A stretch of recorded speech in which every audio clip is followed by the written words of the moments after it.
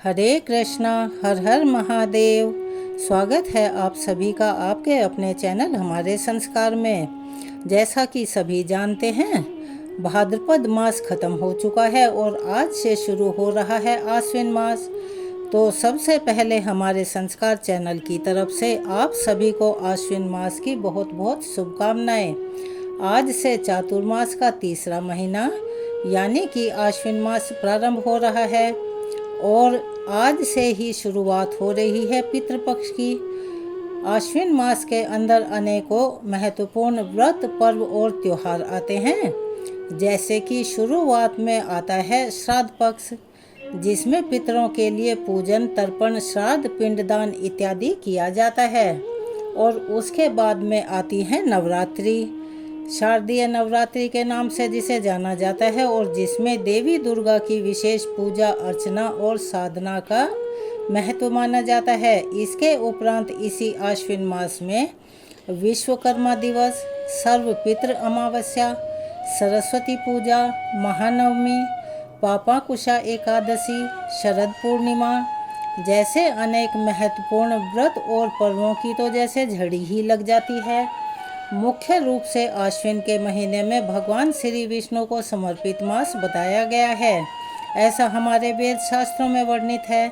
इस मास के अंदर भगवान श्री हरि की अधिक से अधिक पूजा और आराधना और उनके निमित्त विशेष व्रत और उपवास का पालन किया जाता है। और इसी महीने के अंत में देवी दुर्गा की आराधना की जाती है और इसीलिए शारदीय नवरात्रि का महापर्व मनाया जाता है। और ऐसा पवित्र और पावन आश्विन मास आज से शुरू हो रहा है। पिछले महीने में यानी कि भाद्रपद के महीने में संपूर्ण समय हमने आपको कथाएं सुनाई थी जो भगवान श्री हरि को समर्पित थी। पौराणिक कथाएं आप सभी ने बहुत ही ध्यान से और बहुत ही धैर्यपूर्वक शुरू से लेकर अंत तक उन सभी कथाओं को पूरी भक्ति भाव और निष्ठा के साथ सुना था। इसीलिए हम आपके अति आभारी हैं। आगे बढ़ने से पहले आप सभी से निवेदन है कि प्लीज़ जो चैनल पर नए हैं चैनल को सब्सक्राइब करें, वीडियो को लाइक करें, ज़्यादा से ज़्यादा शेयर करें, बेल आइकन को भी अवश्य ही दबाएं। कमेंट्स बॉक्स में जय श्री कृष्ण हर हर महादेव अवश्य ही लिखें। आपका प्यार और सहयोग हमारे लिए अनमोल होता है, इसीलिए आप इसे हमें प्रदान करते रहिएगा। आश्विन मास की विशेष कथाएं लेकर आए हैं आप लोगों के लिए जो गरुड़ पुराण से संबंध रखती हैं। इस समय पितृपक्ष आरंभ हो चुका है। पितृपक्ष के इस सुअवसर पर हमारे शास्त्रों में ऐसा बताया गया है कि पितृपक्ष के इस पावन समय के अंदर गरुड़ पुराण का श्रवण ज़्यादा से ज़्यादा करना चाहिए और प्रतिदिन करना चाहिए। गरुड़ पुराण में यह कथन जो वर्णित है यह स्वयं भगवान श्री हरि द्वारा कहा गया है और इसीलिए यह अत्यंत पवित्र, पावन और प्रमाणभूत ग्रंथ है। कई स्थानों पर आपने सुना होगा कि गरुड़ पुराण घर में नहीं रखना चाहिए और उसे सुनना भी नहीं चाहिए। सिर्फ जब घर में किसी की मृत्यु होती है उसी समय गरुड़ पुराण पढ़ा या सुना जाता है, लेकिन वास्तव में यह सच्चाई नहीं है। यह हमारे सनातन संस्कृति के भाइयों बहनों को भ्रमित करने का एक प्रयास मात्र है। गरुड़ पुराण को घर में रखने से या उसे प्रतिदिन पढ़ने से किसी भी परिवार का आज तक अहित नहीं हुआ। अभी तो यह हमारे पौराणिक वैदिक शास्त्र हैं। जब तक हम इनका अध्ययन नहीं करते, सुनते नहीं हैं, तब तक हम अज्ञानी ही बने रहते हैं। तो चलिए इस पवित्र आश्विन मास में आज से हम प्रारंभ करते हैं आश्विन मास की विशेष कथा। लेकिन आइए आपको थोड़ी सी जानकारी और दे दें। आश्विन का महीना 8 सितंबर दिन सोमवार से शुरू हो चुका है और 7 अक्टूबर को समाप्त होगा। इस महीने के कृष्ण पक्ष में पितरों को याद करके तर्पण, श्राद्ध और पिंडदान आदि किया जाता है।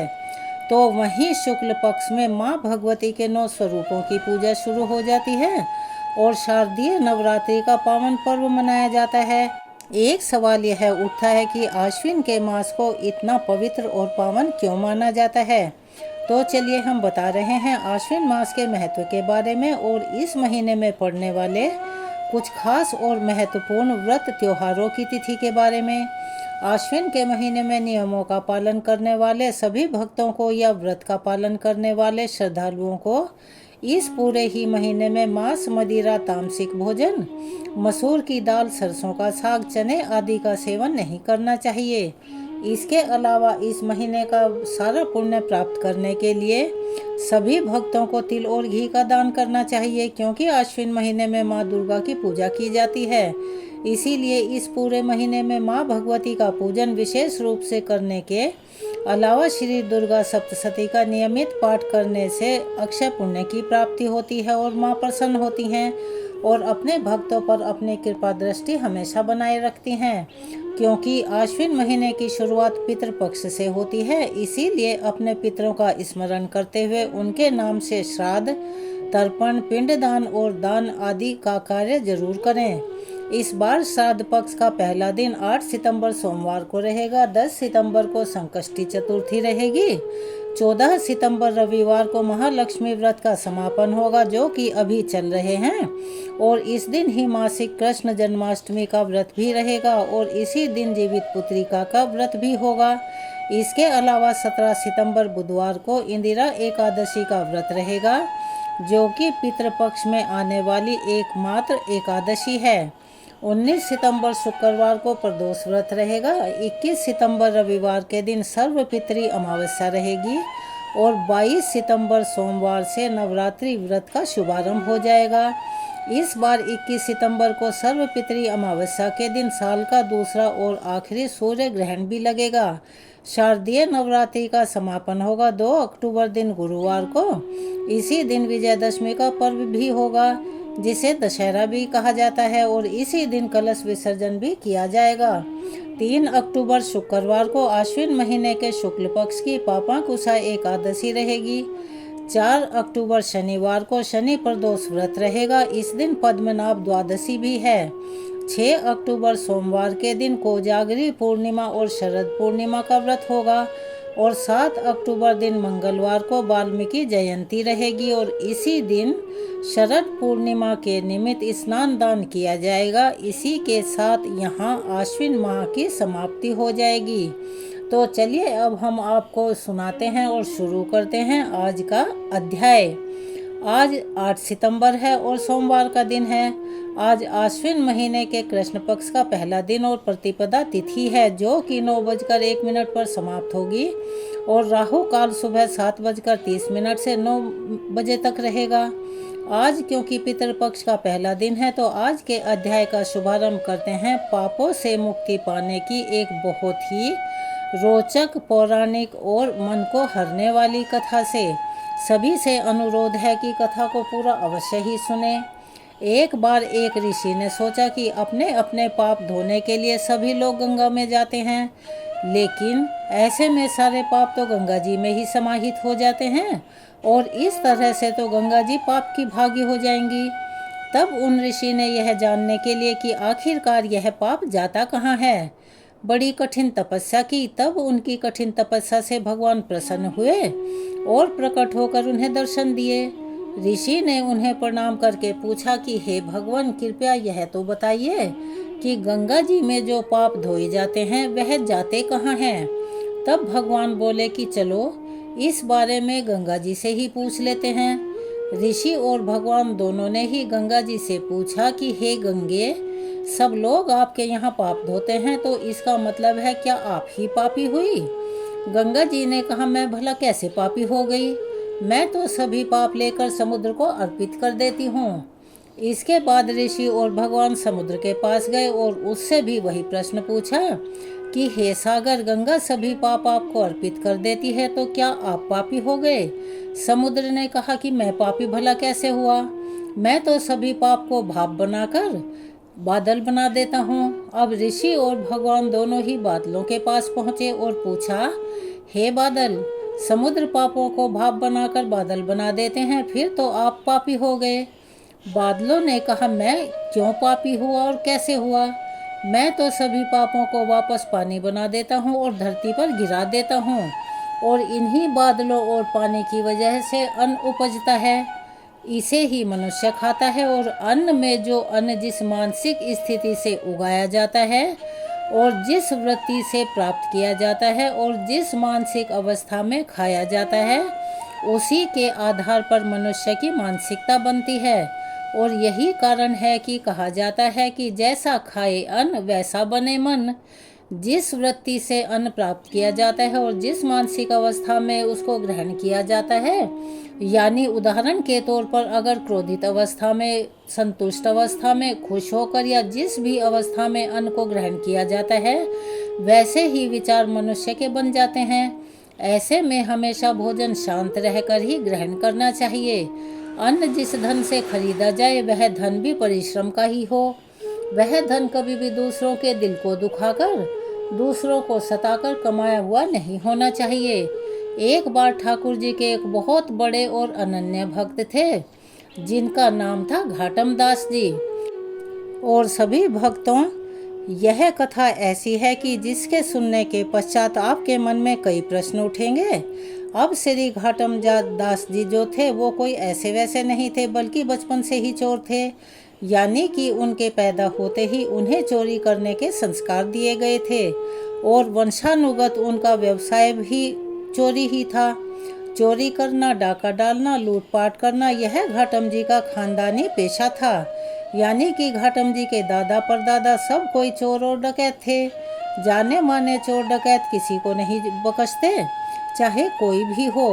उनके रास्ते में जो आ जाए उसी को लूट लेते हैं। उन्होंने कभी 1 रुपए की चीज़ भी बाजार से नहीं खरीदी थी।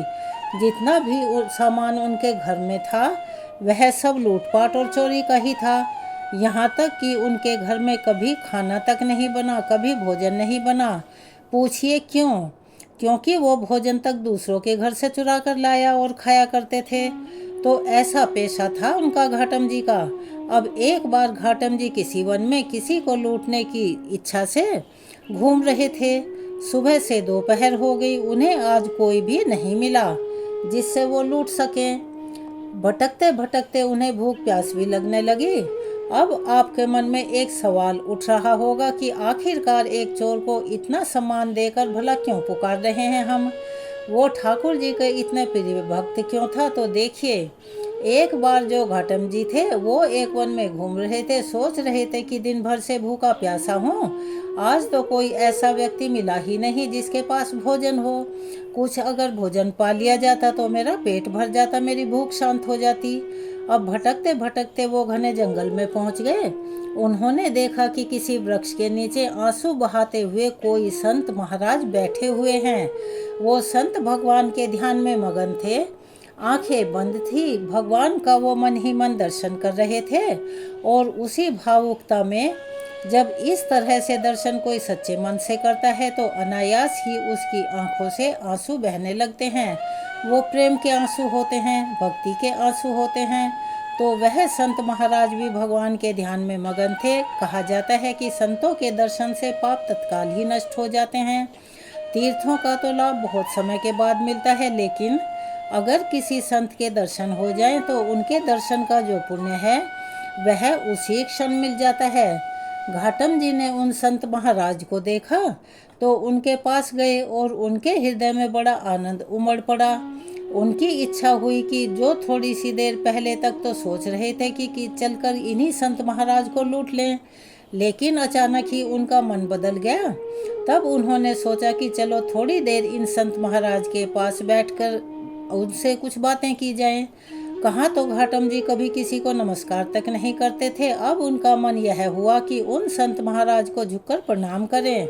और फिर उन्होंने सिर झुकाकर संत महाराज को प्रणाम किया। अपने इतने बड़े जीवन में उन्होंने पहली बार किसी को प्रणाम किया था। अब जब उन्होंने संत को देखा, संत ने उन्हें देखा कि कोई उन्हें प्रणाम कर रहा है, तो संत महाराज जी को भी बड़ा आनंद प्राप्त हुआ और सोचने लगे कि इस जीव पर, इस मनुष्य पर ठाकुर जी की विशेष कृपा है। अब घाटम जी सोचने लगे कि ऐसा कौन सा सुख है जिससे के बिना किसी भोजन सामग्री और व्यवस्था के भी इनके आंसू बह रहे हैं। घाटम जी को लगा कि जरूर उनके पास कोई महान सुख है, तभी तो उनका चेहरा इतना खिला हुआ है। वे इतने प्रसन्न हैं कि मारे खुशी के उनकी आंखों से आंसू बह रहे हैं। घाटम जी अपने बारे में सोच रहे थे और घाटम जी को इतना विचार मगन देखकर संत महाराज कहने लगे कि बैठ जाओ, तुम्हें जल्दी तो नहीं है जाने की। घाटम जी ने कहा नहीं, मुझे जल्दी नहीं है। ऐसा कहकर वो संत महाराज के पास में बैठ गए।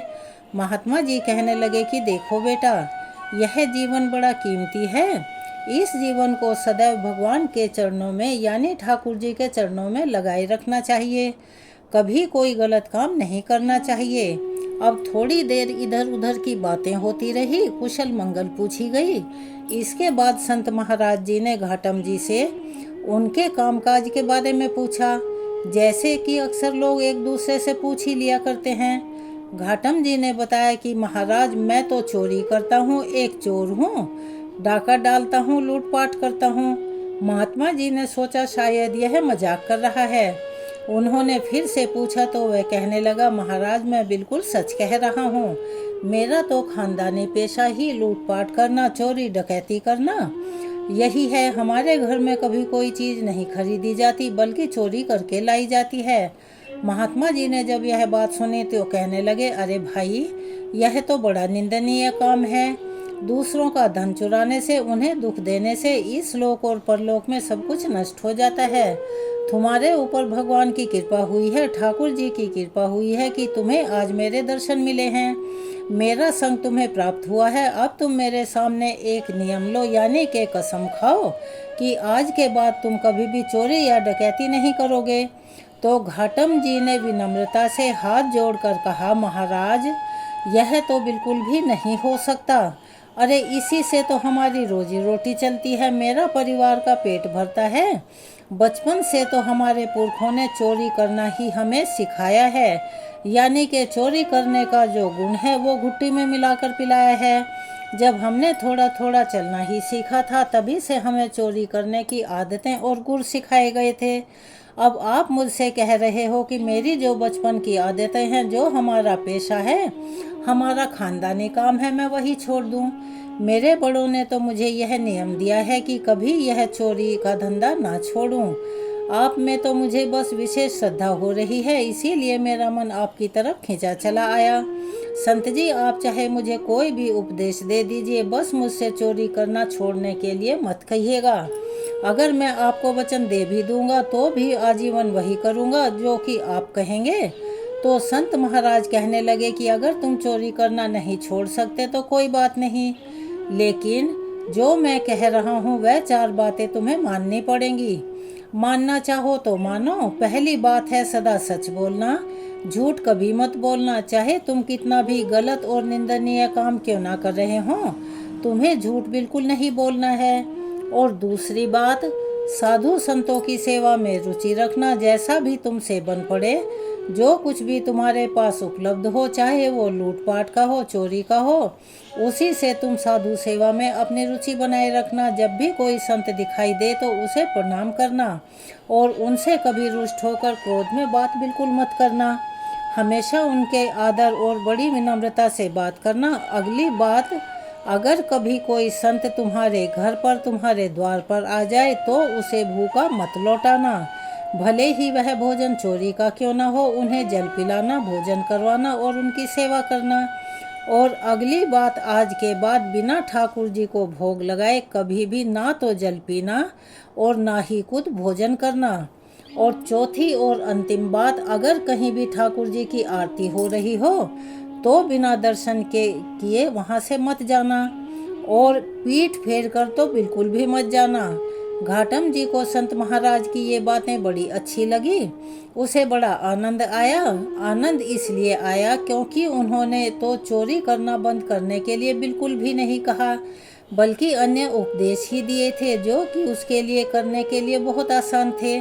उसे तो चोरी छोड़ना बड़ा मुश्किल काम लग रहा था। तब उसने संत महाराज जी को प्रणाम किया और जीवन भर उन 4 बातों का पालन करने का वचन भी दे दिया। इसके बाद घाटम जी संत महाराज को प्रणाम करके अपने घर आ गए। अब घाटम जी लूटपाट करके धन लाते, उस धन से साधु सेवा करते, उसके बाद जो बच जाता उससे अपने परिवार को पालते, चाहे वो कम हो या ज़्यादा हो। एक दिन साधु संतों की एक मंडली उनके घर पर आ पहुंची तो उन्होंने उठकर तुरंत ही उन संतों को दंडवत प्रणाम किया, क्योंकि उन साधु संत महाराज ने कहा था कि जो उसके बाद सभी को बैठने के लिए सुंदर आसन भी दिए। अब उन्होंने देखा कि घर में इन साधु संतों को देने के लिए कुछ भोजन तो है ही नहीं, कहाँ से ला कर दूँ। तो घाटम जी ने बाजार जाकर दुकानदारों से थोड़ा उधार मांगने की कोशिश की, लेकिन दुकानदार तो उन्हें बड़े अच्छे से जानते थे कि यह लेकर लौटाएगा कहाँ से। दुकानदारों ने साफ मना कर दिया। उस समय गेहूं की फसल की कटाई चल रही थी। खेतों में गेहूं के ढेर लगे हुए थे। जो किसान लोग थे दिन में काम कर कर वो थक हार कर अपने घर पर सो रहे थे। तो घाटम जी ने क्या किया, एक बड़ी सी चादर लेकर वहां पहुंच गए और जल्दी से गेहूं भरकर ले आए। फिर गेहूं पीसकर उन्होंने संतों के भोजन की व्यवस्था कर दी। घाटम जी बड़े हष्ट-पुष्ट और तंदुरुस्त थे। चलने के कारण खेत में उनके पैरों के निशान बन गए। अब साधु संत जनों को भोजन कराते समय घाटम जी के मन में यही बात चल रही थी कि अब तो वह पक्का फंसेंगे ही फंसेंगे। प्रातः काल जब किसान भाई जागेंगे तो पैरों के निशान खेत में दिखाई देंगे। उन्हें सारी बात समझ में आ जाएगी कि यह तो घाटम के पैरों के निशान हैं। अब जैसे जैसे वह संतजन भोजन ग्रहण कर रहे थे वैसे ही बड़ी धूल भरी आंधी चली और बहुत तेज बारिश हो गई। अब चमत्कार क्या हुआ, उस बारिश ने घाटम जी के पैरों के निशान जो वो खेत में छोड़ कर आए थे वो सारे बारिश होने के कारण सबके सब मिट गए। अब तो यह बात देखकर घाटम जी को यह विश्वास हो गया कि साधु संतों की सेवा कभी उन्हें फंसने नहीं देगी, चाहे वह कितनी भी बड़ी चोरी क्यों न कर लें, कितना भी बड़ा डाका क्यों न डाल लें। यह बात जानकर उनके हृदय में बड़ा आनंद हुआ। साधु संतों के प्रति सेवा की जो उनके मन में श्रद्धा थी वह और भी प्रगाढ़ हो गई। अब एक बार की बात है, कोई उत्सव हो रहा था। घाटम जी सोचने लगे कि गुरुदेव के पास चलते हैं, लेकिन गुरुदेव के पास खाली हाथ जाऊंगा तो क्या अच्छा लगेगा। उन्हें लगा कि उत्सव है तो गुरुदेव के पास कुछ तो सेवा पहुंचानी ही चाहिए। उनके पास तो एक भी पैसा नहीं था। अब उन्होंने सोचा कि चलो सेवा ही तो करनी है और गुरुदेव ने चोरी करने से मना भी नहीं किया।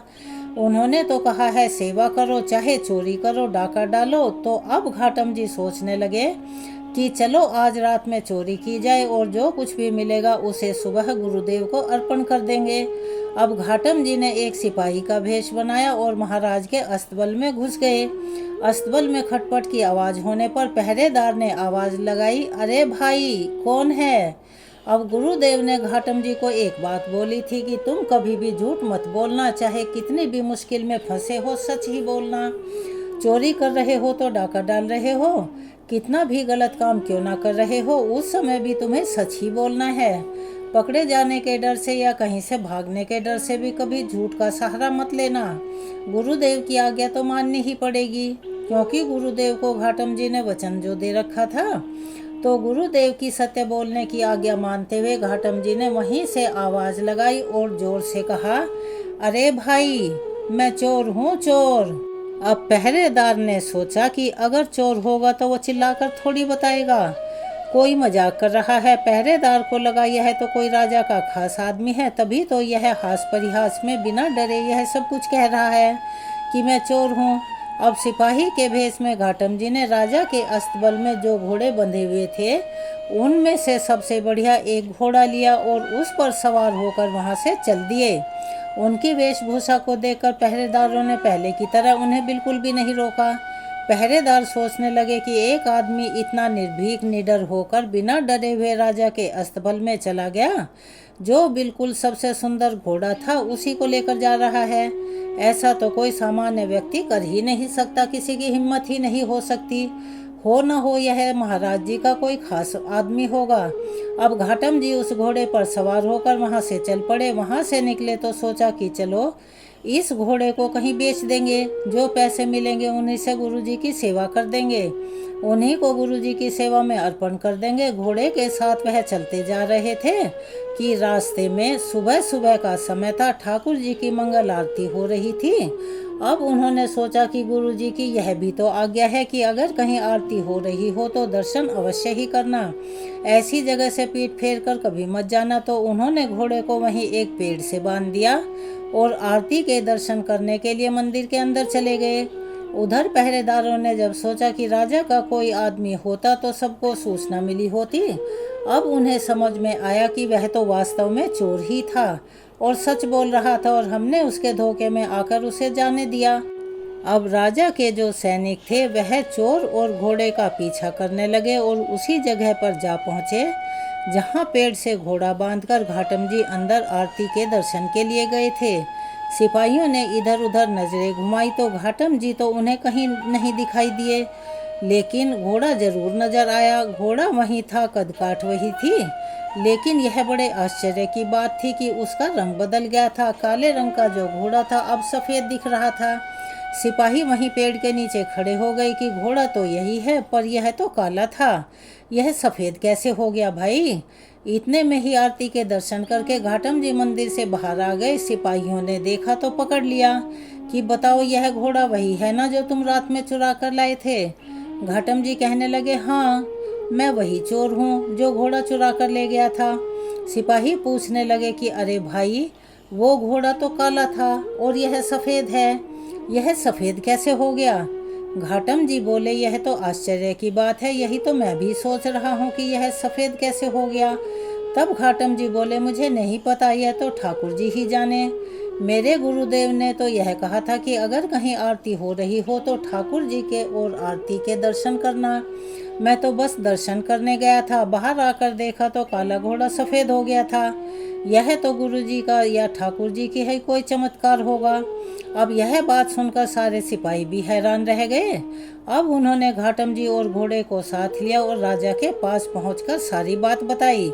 घाटम जी के सच बोलने और गुरु के वचनों पर दृढ़ निष्ठा देखकर राजा बड़ा प्रभावित हुआ। राजा ने कहा, तुम चोर हो लेकिन सच बोलते हो, तुम्हारा मन एकदम साफ है, एकदम पवित्र है, और तुम संतों की आज्ञा का पालन करते हो, इसीलिए घोड़े का रंग बदल गया। अब तो महाराज कहने लगे कि जो ठाकुर जी अपने भक्तों के लिए ऐसा कर सकते हैं, उनकी तो निश्चित ही हमारे ऊपर भी कृपा होनी ही चाहिए, और कृपा तभी होगी जब हम आपका सम्मान करेंगे। अब तो महाराज ने अपनी बहुत सारी संपत्ति घाटम जी के नाम कर दी। संपत्ति लेकर मान सम्मान प्राप्त करके घाटम जी अब गुरु के चरणों के दर्शन करने के लिए गए। घाटम जी की अब तो अपने गुरु पर श्रद्धा और भी बढ़ गई। सोचने लगे कि मुझ जैसे चोरी करने वाले को जहाँ राजा से धन मिलना चाहिए था, सजा मिलनी चाहिए थी, वहाँ मुझे सम्मान मिला।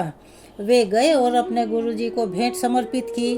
उसके बाद वे उत्सव में शामिल हुए। फिर उन्होंने निश्चय करके गुरुदेव जी से कहा कि गुरु जी, आपने जो मुझसे पहली बार चोरी करने के लिए मना किया था, आज से मैं नियम लेता हूँ कि अब से मैं अपने पूरे जीवन भर कभी भी चोरी नहीं करूँगा। आपकी कृपा से अब मुझे पता चल गया है कि जो काम मैं अब तक करता रहा था, यह तो बड़ा गलत और निंदनीय काम था। घाटम जी ने अब निश्चय कर लिया कि वह कभी चोरी नहीं करेगा।